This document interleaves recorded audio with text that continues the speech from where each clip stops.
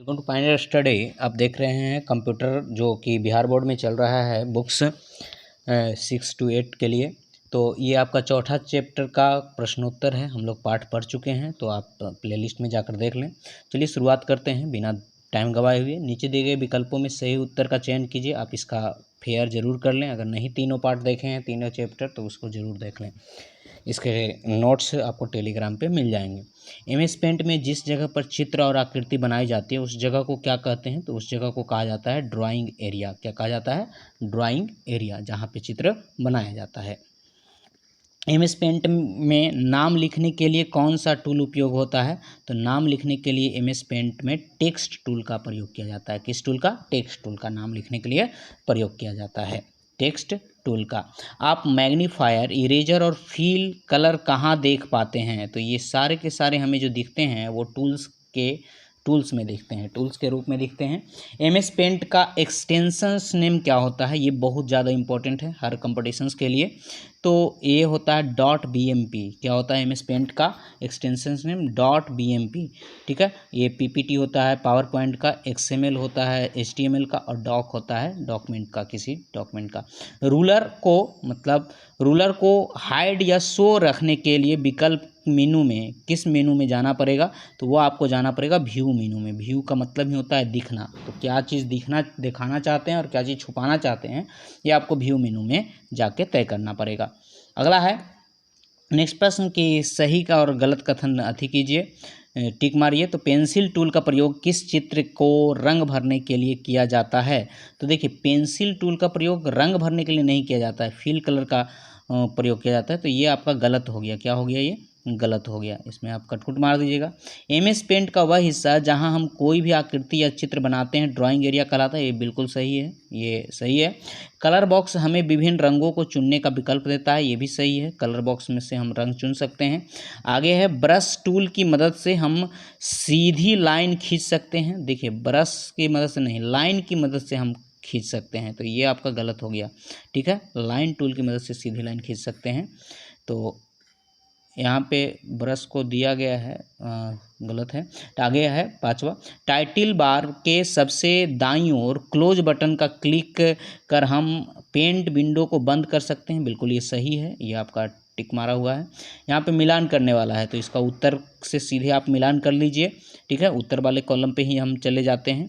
तो उत्तर क्या कह रहा है कि पेंसिल का, तो ऐसा अगर टूल्स कहीं पे दिख रहा है तो वो क्या है? पेंसिल का है। लाइन टूल इस तरीके का दिखता है आपको। फिल द कलर इस तरीके का बाल्टी बना हुआ होता है, इसको फिल कलर कहते हैं। पेस्ट इस तरीके का दो पैड जैसा सिंबल बना होता है। और कलर पीकर का मतलब ये बूंद बूंद छिड़क के देगा, तो ये कलर पीकर इस तरीके का ड्रॉपर बना होता है। चलिए आगे है, एमएस पेंट में चित्र या आकृति बनाने के लिए दिए गए खाली जगह को क्या कहते हैं? ये ड्राइंग एरिया कहते हैं। बहुत इंपॉर्टेंट है, बार बार पूछा जा रहा है। एमएस पेंट में किसी फाइल को सेव रखने के लिए किस मेनू में जाना पड़ेगा? तो इसके लिए आपको फाइल मैनेजर यानी फाइल मेनू में, यहाँ पे मैनेजर के बजाय इसको क्या लिखना चाहिए? फाइल मेनू में।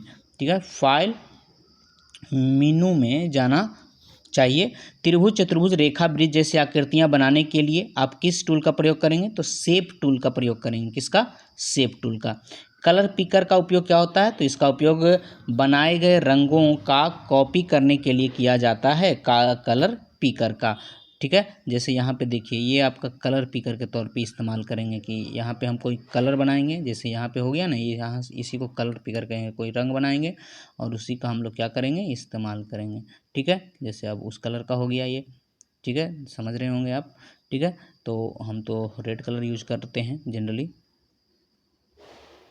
चलिए, तो एमएस पेंट में क्लिप बोर्ड में कौन सा विकल्प होते हैं? तो इसमें 3 विकल्प होते हैं, कट, कॉपी और पेस्ट। तो क्लिप बोर्ड का विकल्प ये सारे हैं। दीर्घ उत्तरीय प्रश्न, कंप्यूटर में एमएस पेंट को ओपन करने की 2 विधियों का चर्चा करें। एमएस पेंट को ओपन करने की 2 विधियां निम्नलिखित है। पहली विधि, पहले कंप्यूटर में दिए गए स्टार्ट बटन पर क्लिक करें।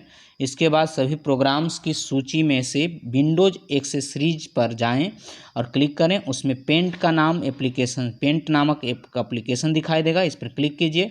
और दूसरी विधि है विंडोज स्टार्ट बटन पर क्लिक कीजिए और फिर सर्च बटन में जाके पेंट टाइप कीजिए, इंटर मारिए, आपका पेंट ब्रश आ जाएगा। MS पेंट की मदद से आप क्या क्या कर सकते हैं, तो हम लोग मूल रूप से उसे चित्र बनाते हैं। MS पेंट की मदद से हम कंप्यूटर में साधारण ग्राफिक्स डिजाइन से संबंधित कार्य आसानी से कर सकते हैं, जैसे विभिन्न आकृतियां बनाना, रंग भरना, पेंटिंग करना, लाइन खींचना, टेक्स्ट जोड़ना, चित्र को क्रॉप करना या रोटेट करना इत्यादि।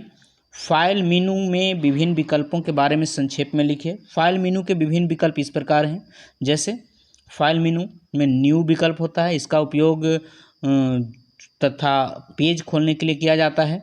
ओपन, इसका ओपन जो होता है विकल्प, इसका उपयोग फाइल खोलने के लिए किया जाता है। सेव का उपयोग सेव करने के लिए फाइल को। सेव एज का उपयोग फाइल को अन्य नाम से सेव करने के लिए किया जाता है। प्रिंट का उपयोग चित्र को प्रिंट करने के लिए किया जाता है। और फ्रॉम स्कैनर या कैमरा का उपयोग फाइल को इंपोर्ट करने के लिए किया जाता है। सेंड इन ईमेल, इसके से किसी फाइल को ईमेल पर भेजा जा सकता है। सेट एज डेस्कटॉप बैकग्राउंड, इसके फाइल में MS पेंट से मौजूद कोई चित्र को आपको डेस्कटॉप के बैकग्राउंड के रूप में दिखाई देगा। प्रॉपर्टीज, इसके माध्यम से किसी चित्र की पूरी जानकारी मिलती है। अबाउट पेंट, इसमें MS पेंट के बारे में जानकारी मिलती है। इजिक्स्ट, MS पेंट से बाहर निकलने के लिए इसका प्रयोग किया जाता है। तो इस प्रकार से यह चैप्टर समाप्त हुआ। बने रहें पायनियर स्टडी में।